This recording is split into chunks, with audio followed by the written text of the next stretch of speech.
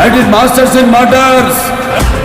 বর্তমান সময়ে south Indian cinema দর্শকের কাছে ব্যাপক জনপ্রিয় হয়ে উঠেছে, বিশেষ করে অ্যাকশন, রোমান্টিক ও কমেডির কারণে। আজকে আমরা জানতে চলেছি ডাকু মহারাজ সিনেমার কিছু অজানা তথ্য।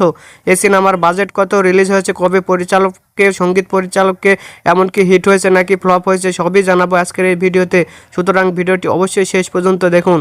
पढ़ाई में मास्टर्स करते हैं, मैंने मर्डर में किया। প্রথমে আসি পরিচালকের কাছে। এটি পরিচালনা করেছেন ববি কোহলি এবং মিউজিকে আছেন থামনেস। প্রযোজনা করেছেন নাগাবংশী। অভিনয় করেছেন নান্দেমুরি বালাকৃষ্ণা, ববি দেওয়াল, শ্রদ্ধা শ্রীনাথ সহ আরও অনেকে। এটি 12 জানুয়ারি 2025 সালে তেলুগু ভাষায় মুক্তি পায়। এই সিনেমার বাজেট প্রায় 100 কোটির মতো। এটি বিশ্বব্যাপী আয় করেছে 134 কোটি। সেই সাথে সিনেমাটি অ্যাভারেজ হয়। এটি এখন দেখতে হলে অবশ্যই ওটিটি প্ল্যাটফর্ম নেটফ্লিক্সে দেখা যাবে।